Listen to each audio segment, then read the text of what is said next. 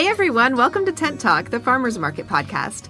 This podcast is all about farmers markets, how to increase your market business success, and in our current climate, maximize safety while providing people with fresh food.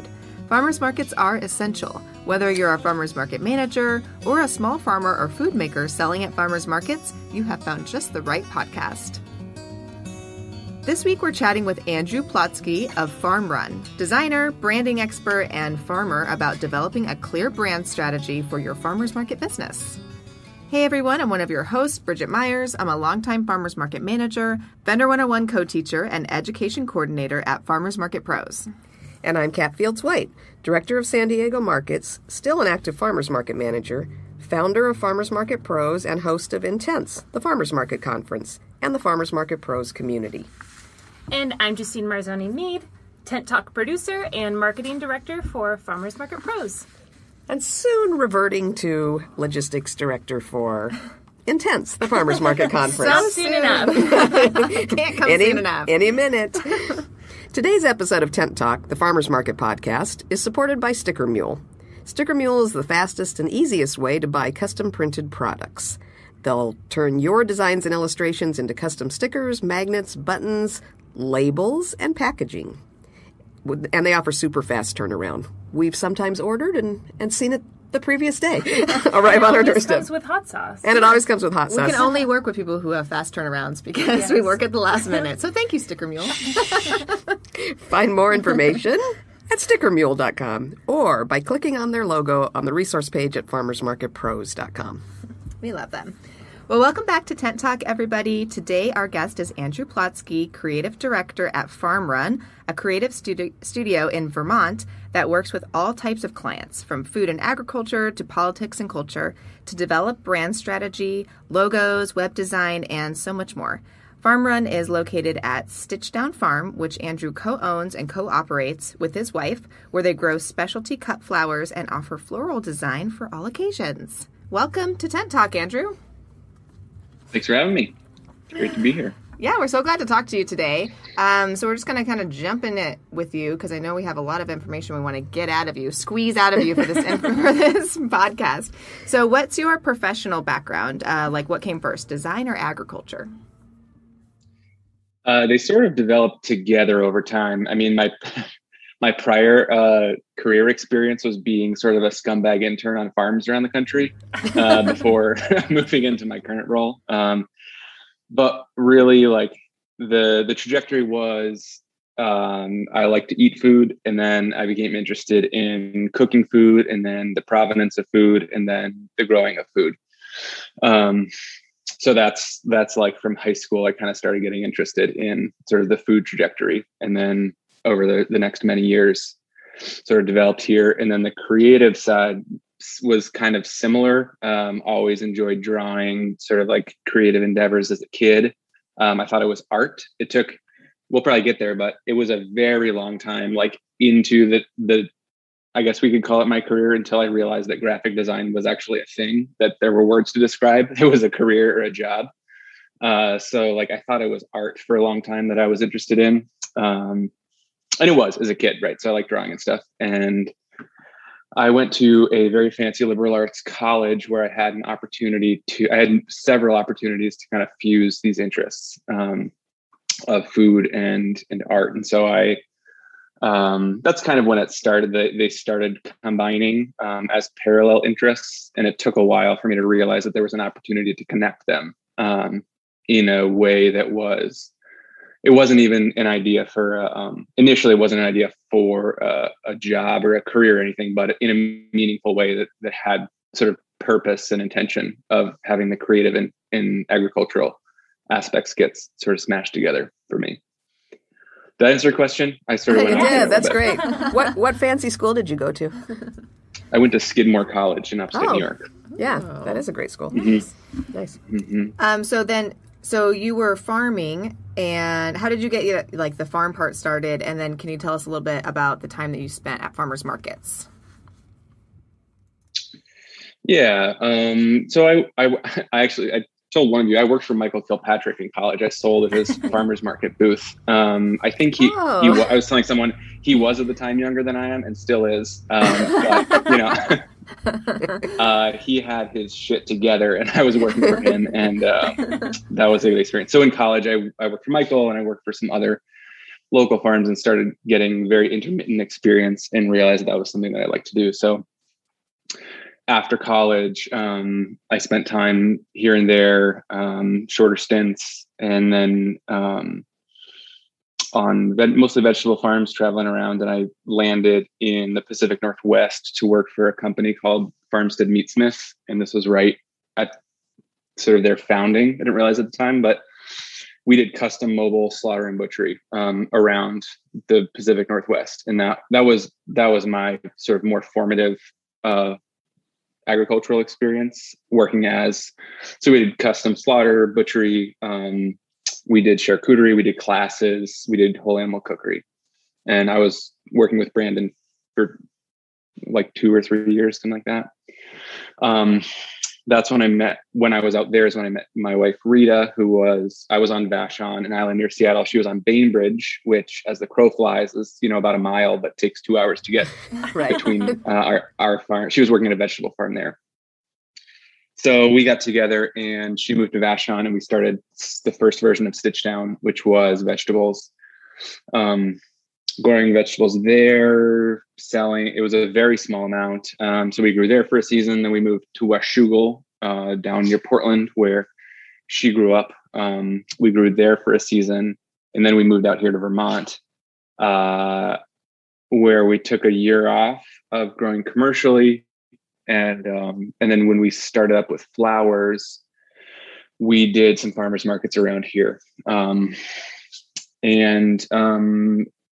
they weren't great. It was not a very good experience. Not very fond of my time at farmers markets. And my experience and perspective is that they were a marketing tool. They were a way to let people know that we're around here.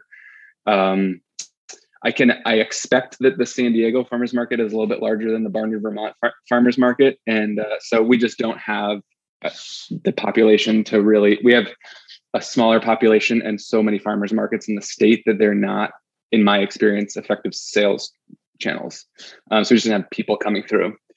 But it was a way to get in front of people that live around here and start letting people know that we're around.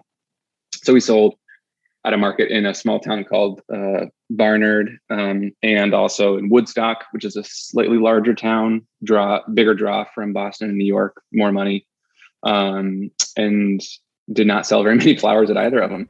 Interesting. Mm-hmm. So that was our farmers market experience. Yeah, wow. It's not all good for everybody. That's okay. Yeah. But yeah, I think that happens a lot too.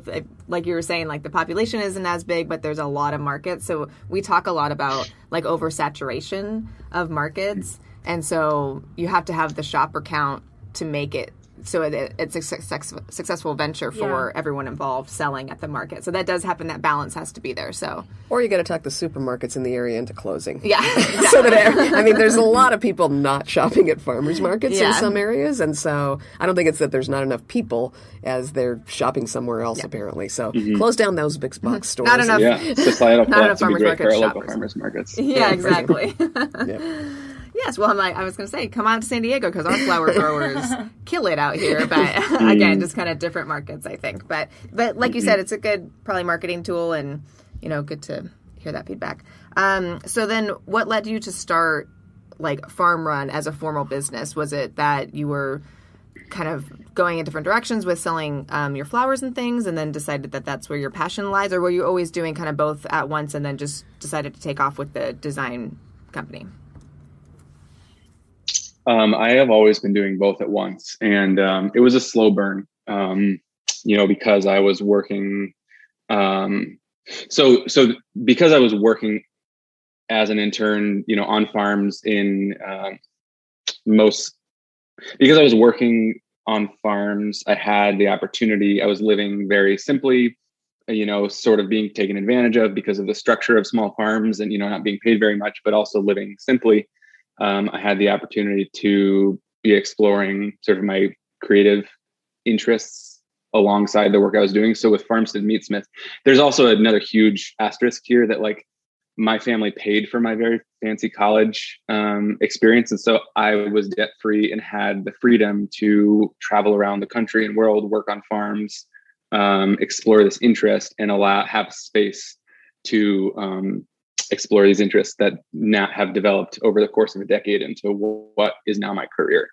So that's just an acknowledgement of sort of the way things were and the way things are for me and a lot of people in my situation. Right. So I feel very fortunate for that opportunity. And that is sort of a major catalyst of why I was able to build this slowly over the course of a decade. So when I was with Farmstead Meatsmith, the big thing I did then was video work, video and photography. So I also was drawing, but we made this series of instructional butchery videos that now in retrospect are horribly embarrassing for me because it's very early career work. But they were very successful. We raised like $10,000 on Kickstarter. This is very early in Kickstarter, Kickstarter's lifespan. There's video component, there's photo component, there was an illustrative animated storytelling component. The content is good and the production quality is bad. But I feel like those that's videos like our podcast is. So I feel you with that one. Yeah. So they were viewed by a lot of people in kind of like a very small, narrow sector of the internet and the food sort of farming culture. And that was about the time that people started asking me to make logos, make videos, take photos for them. And in that interim period, sort of between college and making those videos, I kind of got interested in graphic design and would make anything for anyone who would have me, and sometimes make things for people that didn't ask for them. Like I was living in DC where I grew up, and there was an urban farming conference, and I just made a bunch of posters and put them up around the city because I was excited about it. That's right. That's funny. Guerrilla marketing at its finest. Yeah. So after that series of videos is called On the Anatomy of Thrift. And after Anatomy of Thrift, that's when I sort of started offering design and video and photo work as a service. Mostly for very small farms, friends, people around. And it just grew from there. And slowly it was very part-time. I was working for Farmstead Meatsmith. I was slaughtering pigs in one hand and taking pictures in the other, very literally concurrently. And then they sort of figured out it was a good idea to separate them. And that has grown. That's back when I sort of just learned what a logo was, and that has grown now into the modern iteration of Farmrun, which is pretty much a full service design studio with capacity from strategy to all kinds of execution. Yeah. And do you design mostly branding, logos, that kind of thing, or do you do web design as well? Or? Web design, packaging design, it's a stretch to say interior, but we'll work with people on, if say it's a restaurant or a place that has a physical presence, work on ensuring the branding is consistent in the interior of a space. Great. Yeah, that's important. Yeah, that's a good connection to make. I think some people don't make that connection, and you can kind of tell. So, yeah, true. It's like your logo is really awesome. What is this furniture? So we've gotten the sense just from following you on Instagram and looking at your website and that kind of thing that you're pretty deliberate and mindful about who you take as a client and what kind of work you do. So how did you develop that? Do you make it clear to people that you want to do work for certain kinds of groups? I'm really lucky, and I also am a terrible marketer. All of my work comes word of mouth. And the reason I'm very lucky is because I get really incredible clients coming to me. And so I don't advertise at all. And so I don't have company X, Y, or Z from wherever calling because they just need some design. For the most part, I get people coming to me because they were either referred by somebody they trust, or because I do the kind of work that they're looking for. I have the kind of I hear a lot that people are compelled to work with me because of the values that I hold in my work. And that's something that I hear is attractive to folks that maybe weren't specifically referred or are, don't have prior context for the work I've done. So there was one time a really long time ago that somebody asked me to design a calendar for like this, like hot rod. I just remember like really extremely lit photographs of hot rods and nearly topless women with like huge fake tits. And that's like one of the only projects that I turned down because like was not a good cultural fit. And then not that there's anything wrong with hot rods and fake tits, that's fine, right. But like it's not my thing. And then did you go back and kind of flip through your mental Rolodex and try and figure out which of your friends or clients actually had a good relationship with the hot rods and topless babes people? Who recommended me to these people? Yeah. It is April Fool's Day. Maybe that was it. So you had a little bit of a reckoning a year or so ago, right, though, that you posted about a little bit on Instagram about design's role in the larger scheme of things and how you were going to address that. Can you tell us a little bit more about that? Yeah. I mean, I think as much as everybody in the country had a reckoning with white supremacy and racial injustice, we're talking about the aftermath of George Floyd's murder. That's something that I've been wrestling with for a long time. And that was a catalyst that was very public and specifically made me reconsider my relationship to Instagram. I mean, that's not the only thing, but that's what is visible on Instagram is that I posted about his lynching and then a couple other things. I made some signs and then haven't posted anything else since then. And so I think what you're referring to is I made some signs for a historic building in South Royalton they were 20 feet long by 18 inches tall. They previously said South Royalton House, which is the historic colonizer name of that building. This is unceded Abenaki land. So that building was purchased recently by a Black woman who was born and raised in the area. And it was her vision, her idea. She came to me and asked, said she was looking for somebody to recreate that sign in the same vernacular style that said Black Lives Matter on one. It's on a corner, so Black Lives Matter on one corner and Native Lives Matter on the other corner. So she came to me and said, "I want someone to make these signs, and I want it to be for free. And is that you, or is that not? That's fine if it's not." And I really appreciated that ask, and it was me. I have sign making and painting skills. Very interested in the story, intention, and goal of that project, and interested in supporting. Her name is Kenya. Supporting her and other Black Vermonters in their endeavors. And so, I had been trying to figure out ways to leverage my privileges and my skill set, because the design skills that I have are fairly specialized and are very useful in endeavors to where one's trying to communicate a message or make money, build a company. And so I did that project for free for Kenya.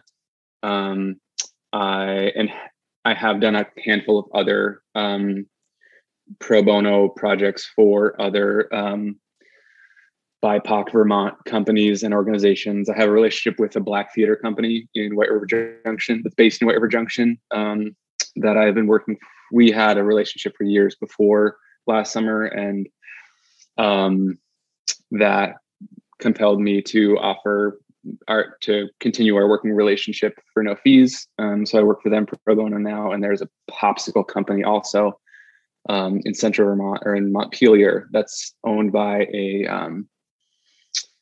a woman that's from Vermont, but of Puerto Rican. Her family's Puerto Rican, and she makes sort of tropical popsicles with Vermont flavors, with Vermont ingredients, called Curly Girl Pops. And so I approached her sort of last summer, and she has been starting out. She sells at farmers markets. She sells at Montpelier and Burlington farmers markets, which are the bigger ones in the state.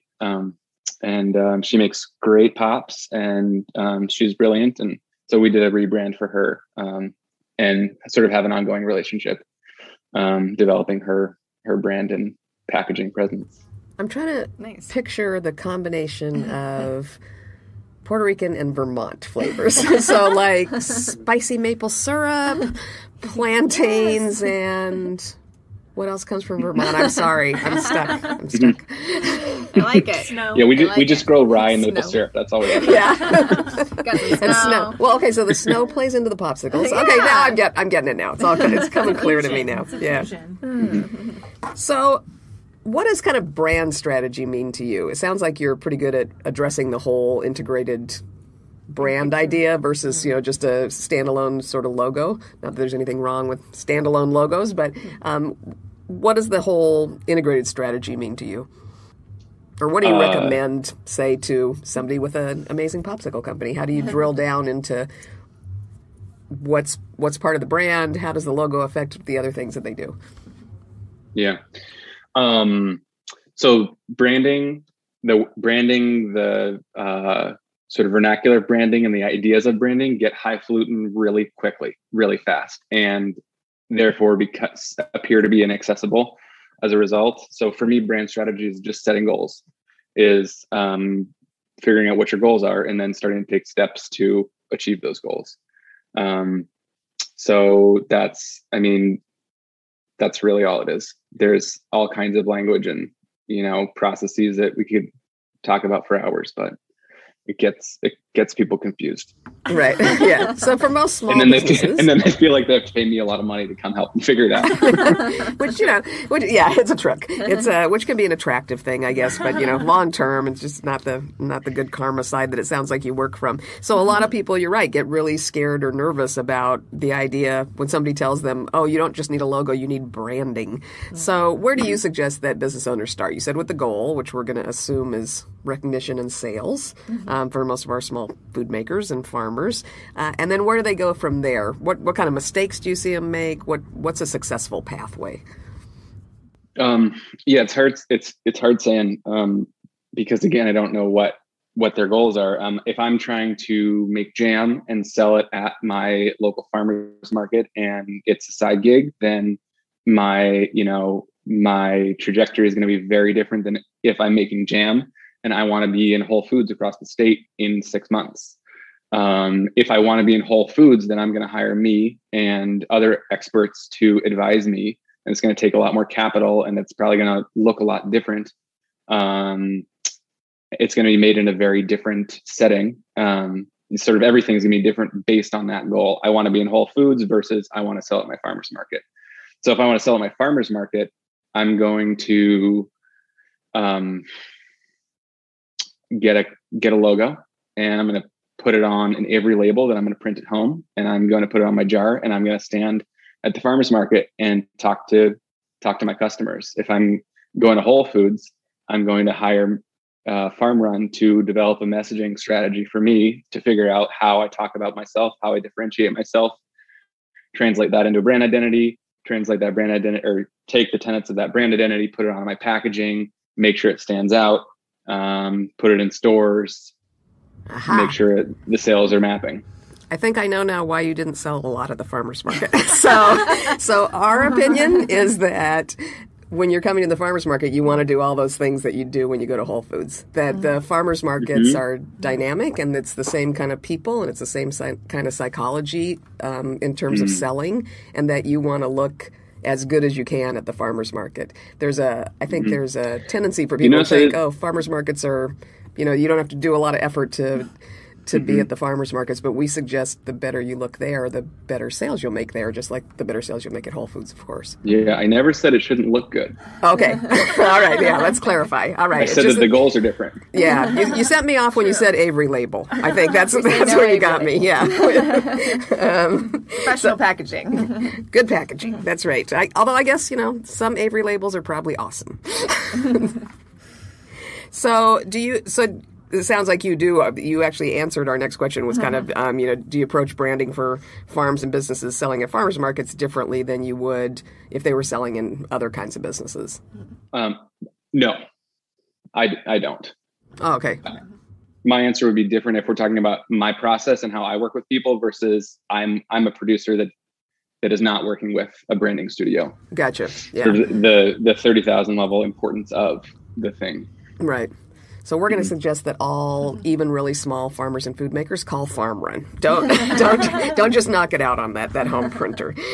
All right, so I want to ask you about packaging and label design a little bit because I previously owned a hot sauce company. Me and my husband were vendors at the farmers market, and for 5 years, and we did farmers markets, and we also did wholesale to a lot of like little boutiques and local grocery shops and stuff like that. But this was something that we really, really struggled with, is finding packaging that worked for us, and also finding labels that had all the information on it that we were required to have on it in California, but also that would fit for farmers markets and for retail stores. So this is something, and in our Vendor 101 class, we see food makers really, really struggle with, is finding packaging that is both functional and looks good. And it has to have a bunch of information on it. So if, say, you are working with a farmer's market food maker, somebody that their goal is to sell primarily at farmer's markets, but also would like to be, sell either on an online shop or at some local retail establishments, where do you suggest food makers start when thinking about their packaging? So part of the goal setting in the strategy phase is obviously sales related, which we sort of talked about. The other is story related, is what's your story. So I would compel them to consider their story, how their story, I would ask them to think about their story, and then this relates to how they fit in with their competition. So I would say, look at everybody else. Who else is at your market? Like, what's your space? If it's a farmer's market, if that's your competition, what else is out there? Review the competition and then consider how you fit in. So this is also something you could call positioning. Farmer's market is a nice, small sort of pool that you can easily sort of visualize. Who else is there? How do they talk about themselves? What do they look like? Literally, what colors do they use? What is their story? If I'm a military vet making jam, I guess that's my example of the day. And there is some compelling component of my story. I'm going to look around the market. Are there other military vets selling jam with a similar kind of component of their story? If so, then I need to figure out how we're different. And what makes me, what's my value proposition? We'd call that. What makes me valuable? Why does somebody want to buy my jam over the other military vet's jam? So number one is see what's out there. Consider the alternatives, consider the competition, consider the space. Reference that with your story, your goals, your sort of what makes you as a brand, as a person. If it's just you, if your company is a representation of your values, or if you're a company with 30 employees, like what's the thing that is driving you? What's the thing that's driving the company? What's the thing that's driving the jam? Sort of in that way. So we could call that a strategic decision. And that's in contrast to what maybe is an easier place to go is I want a label that looks cool. I just want it to look cool. So that's thinking aesthetically as opposed to strategically. You could make a cool label. Sure, you're really good at drawing, or your friend's an illustrator or something, and you get some cool labels made up. That's fine, but if it will be less effective, especially in the long run, if it's not connected to sort of your strategic goals that are informed by sort of where you're coming from at a fundamental level. So, what was your question? We were talking about packaging, and but I like that we kind of went back a little bit, because I think that I just saw inside your mind of what you mean by brand strategy and kind of the way this works. I think as farmers market or just business owners in general, I think a lot of people are like, okay, I just need a logo that looks cool, and I'm on a budget, and I want it to kind of look like this, and I like the color blue. But you kind of took it back and thought about who are you, what is this product, who's buying this product, and just kind of we peek behind the curtain a little bit to see why people pay you to do what you do. But we were talking, and interestingly, to also look at what else is in the market, so you make sure that you're differentiated. Yeah, really good point. Yeah, but we were talking about packaging specifically, and kind of the overlap between looking good but also being functional, and then also you just brought in the piece about telling your story also, which is obviously very important. It is important. Yeah. So related to that, most small businesses are on really, really small shoestring budgets. And, this might be somebody's side hustle, but we've noticed in our farmers markets, a lot of times it's people's, full-time job, or they're throwing themselves into this, whether they're spending their savings or they're starting really small with the hopes of becoming bigger. And when it comes to branding and logo design and packaging, that stuff can add up, especially if you're paying somebody to do it for you, and hopefully you're paying them a livable wage to do it for you. So if you were going to give a friend advice who is starting a food or farmers market business, and they're asking you about where they can skimp or where they can cut corners or how to do branding on a budget, what would you suggest to them? Keep it simple, stupid. Really, like, the biggest mistake I see across the board is trying to make things complicated. You can do it all for really cheap, and keep in mind that keep it as simple as possible and keep it as consistent as possible. So I'm fine if you go to a free logo generator or a 99 Designs or some place to get like your branding assets really cheaply. Choose one color, choose one font, and keep it consistent across the board. Use the same logo on everything. Use the same color on everything. Use the same layout across your different products. So there we're interfacing with the branding principle of recognizability and consistency. So a brand is a promise. A brand is an experience that people over time can learn to expect something specific from. An experience, an emotion, a quality, a product.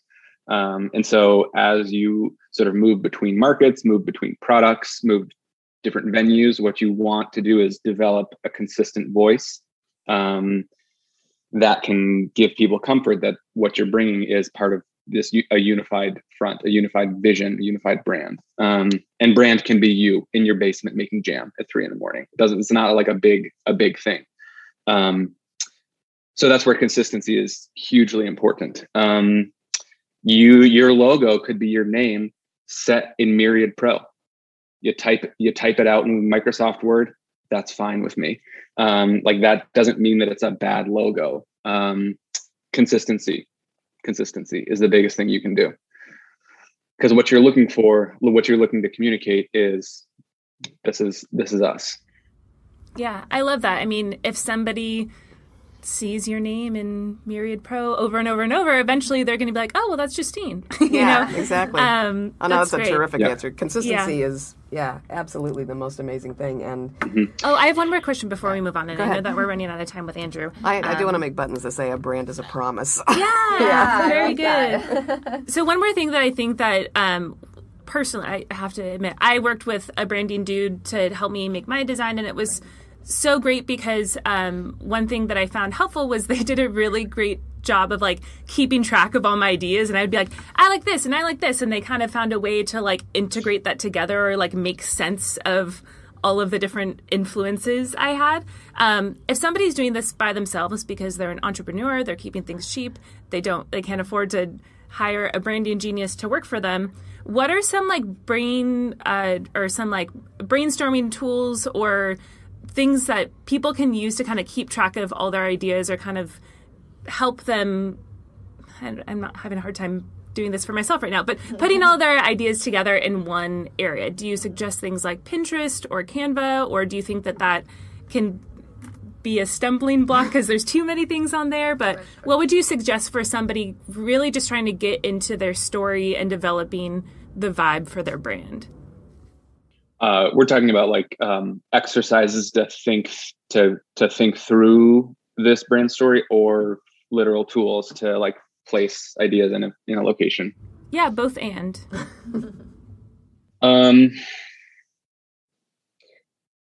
write it out. It's not going to be perfect the first time. You're going to take 400 drafts, get it all out of your brain. That's just the creative process. I think it's a more or less natural tendency to want things to be perfect right out of the gates. And especially when it's a process you're not used to engaging in, you're not going to be very good at it because you've never done it before. So write it all down. You're going to have to get all the bad ideas out of the way to get to the good ideas. And it's going to take work. That's the cost of not hiring an expert. And this is not a pitch to hire me, but what you save in money, you will pay for in time. And so don't be afraid of it not being great the first time. And I think on that note, so if you're to get away from the do-it-yourself side, what are some good tips for choosing somebody that can help you, someone like you, that can help you expand your vision and get that stuff out of your head and get it onto a label? What are the most important things you can get from a client in order to produce something that explains who they are and makes that promise of their brand? What am I looking for when I engage that process? Right. What helps you in terms of a client communicating with you? Yeah. The best thing is a very interesting client with a unique story and a unique product. Okay, then. Yeah. That's the best. But it's, honestly, it's not your responsibility as my client to give me what I need. It's my responsibility as a service provider to engage in my process that we can find what's going to be effective on the label. And if your branding agency or professional is shaming you for not bringing them what they need, then you should get a new one. There you go. No, that's a good tip. That is good advice, I think. Yeah. Yeah, it's good advice. How to choose the best branding and professionals for you. Mm-hmm. Is chemistry a large part of it? Making sure that it's somebody that's showing you some respect.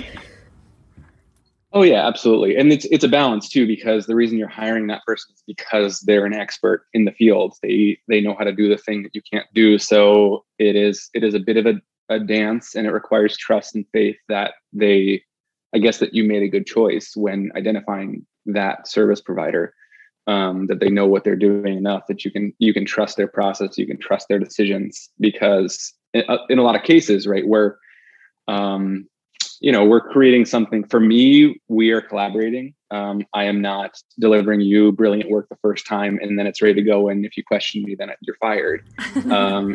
My process is iterative and collaborative. And there are certain things that I will, if you say, I really want the logo to take up the entire label, I'll tell you that's not a good idea. And here's why. So it's a push and pull, and it's a bit more of a balance than I initially sort of presented, in my process, at least. So this guy sounds like a professional I'd hire. Yes. Score one for Farmrun. Well, I feel like we do talk about that in our course when we tell people who are just getting their businesses started, when they're looking for design help, to find somebody who's willing to have this conversation with them and ask them questions about what their goals are and what's the vision of their business and what's their story. And so I feel like you touched on all those points. It's a really good thing for any business to remember, even if you're already an established business going forward. If you want to ever change your branding, or if you're looking for ways to kind of tweak things, find someone that you can work with who will listen and who will be like collaborative with you and not just, dump branding on you and say, here you go, it's perfect, I'm the expert. Mm-hmm. And so it sounds like, that's what we're always telling people: find someone that's going to discuss these things with you, just because it's such an intimate thing, branding for your business. Like this is passion businesses. And so you want to find someone who's going to help you like kind of get your story out into your logo and your colors and, what you want to do and where you want to take your business. So I liked all those tips. Yeah. And I'm going to say what you save in money, you'll save in time over and over to myself and to everyone I work with. I'm all about that. Yes, I love it. Awesome. Well, Andrew, this has been such a great discussion. Thank you so much for taking your time to talk to us. I know our listeners are really going to enjoy this episode and all those tips. Yeah, I appreciate it. Yeah, I'm usually behind the scenes, so I apologize if it sounds stupid at any point, but not at all. No. I'm outside of my wheelhouse. We love it. We love those guests. We'll just pull it out of you. That's right. You're real. All right, Andrew, we'll talk to you soon. Thank you so much. Thank you so much. Bye. Thanks. Bye-bye. Have a good one. You too. You too. Thanks for listening today, and big thanks to Sticker Mule for helping market managers and vendors promote their businesses with labels, buttons, stickers, and more. And for their support of Tent Talk, the Farmers Market podcast. Find more information at stickermule.com or click their logo on the resource page at Farmers Market Pros. Farmers markets are all about community, and all of us, operators, farmers, and vendors, keep learning. Connect with people just like you from various parts of the country and share what's happening in your area in the terrific conversations over in our private Facebook group, the Farmers Market Pros Community. Please find us there, answer the 3 qualifying questions, and join the group. You can also message us on Instagram at Farmers Market Pros or email us at connect@farmersmarketpros.com. If you're just getting started in farmers markets, check out our Vendor 101 online course at farmersmarketpros.com. Thanks for listening to Tent Talk. Please leave us a review on iTunes, Stitcher, Spotify, YouTube, or wherever you access your podcast, and tell us and others how you're enjoying Tent Talk. If you are listening on YouTube, give us that thumbs up. And be sure to subscribe to our podcast so you don't miss the next episode. Tent Talk, the Farmers Market podcast, is proudly produced by Farmers Market Pros, where passion meets profit. Today's episode was recorded and edited by Justine Marzoni Mead. Original music by David Mead. Thank you so much for listening today, and we will have another great episode next week, so tune in.